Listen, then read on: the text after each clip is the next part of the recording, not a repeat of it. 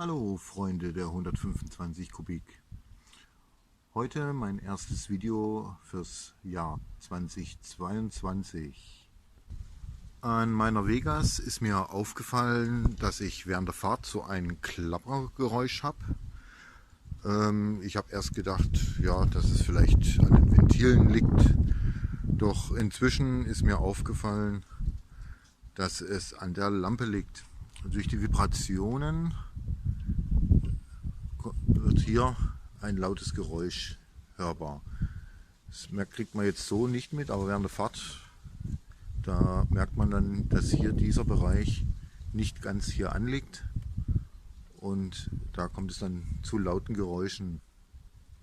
Ich werde jetzt mal die Lampe aufschrauben. Dazu muss ich diese und diese Schraube öffnen, dann die Verblendung vorne rausnehmen. Dann schaue ich mir mal das Ganze an und überlege mir, was ich da machen kann. So, die Verblendung ist jetzt weg, das Innenleben raus. Ich brauche jetzt irgendwas zum Abdichten sozusagen, um es hier dazwischen zu machen, dass dieser Bereich und dieser Bereich hier nicht zu sehr aufeinander klappert. Mal schauen, was ich so im Haushalt finde, um es einfach mal erstmal provisorisch zu machen. So, ich habe mich jetzt dazu entschlossen, Frischhaltefolie zu nehmen, die mehrfach zu falten, dass es wie so ein kleiner Dichtring ist. Werde die jetzt einsetzen und werde mal testen, wie es danach ist. Wie gesagt, das ist jetzt einfach mal improvisiert. So, ich habe es jetzt fertig, also improvisiert, jetzt einfach nur mal so rangemacht, um zu testen, ob es wirkt. Ich meine, ich werde es danach besser verarbeiten. Sollte jetzt nur mal kurz zur Probe reingemacht werden. Ich konnte es leider nicht filmen, weil ich brauche meine beiden Hände.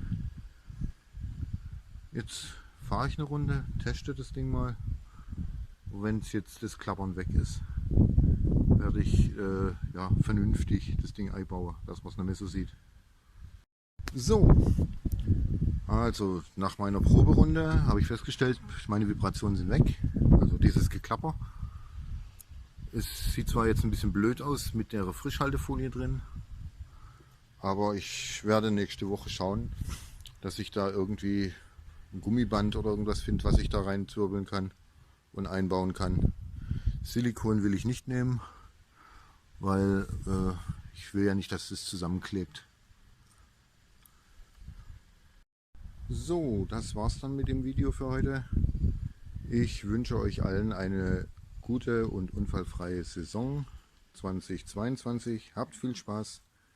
Die Linke zum Gruß. Bis bald. Ciao.